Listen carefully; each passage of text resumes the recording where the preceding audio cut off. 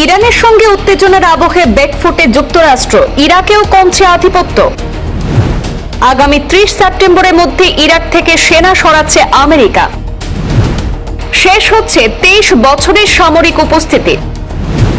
সাদ্দাম হোসেনকে ক্ষমতাচ্যুত করার পর সেনা মোতায়েন করেছিলেন ডব্লিউ বুশ। ইরাক থেকে আগামী 30 সেপ্টেম্বরের মধ্যে সমস্ত মার্কিন সেনা প্রত্যাহারের প্রস্তুতি শুরু করেছে আমেরিকা। এর মধ্য দিয়ে ইরাকে 23 বছর ধরে চলা মার্কিন সামরিক উপস্থিতির অবসান হতে চলেছে।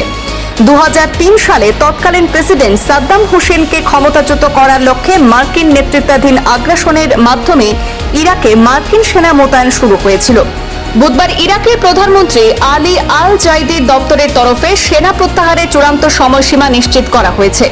মার্কিন সেন্ট্রাল কমান্ডের কমান্ডার অ্যাডমিরাল ব্র্যাড কোপারের সঙ্গে বৈঠকের পর এই সিদ্ধান্তের কথা জানানো হয়। প্রধানমন্ত্রী দপ্তর জানিয়েছে 30 সেপ্টেম্বরের সময়সীমা চূড়ান্ত এবং স্থির।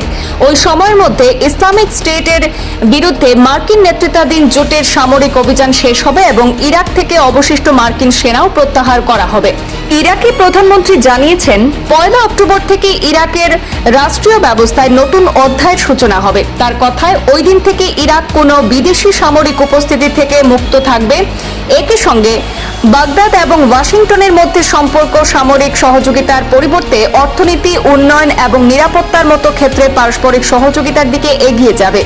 দুই দেশের সার্বভৌমত্ব এবং পারস্পরিক স্বার্থকে গুরুত্ব দিয়ে এই সম্পর্ক গড়ে তোলা হবে বলে জানানো হয়েছে।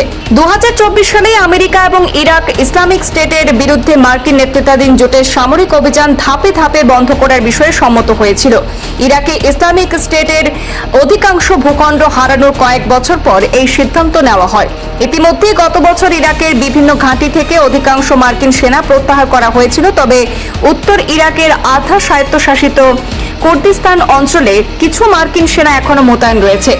মার্কিন এক আধিকারিক জানিয়েছেন আগামী 30 সেপ্টেম্বরের মধ্যে প্রত্যাহার সম্পূর্ণ করার পরিকল্পনা রয়েছে, তবে বর্তমানে ইরাকে কতজন মার্কিন সেনা রয়েছেন এবং তাদের কোথায় পাঠানো হবে সে বিষয়ে বিস্তারিত এখনো জানানো হয়নি। ব্যুরো রিপোর্ট, পূর্বাঞ্চল প্রতিদিন।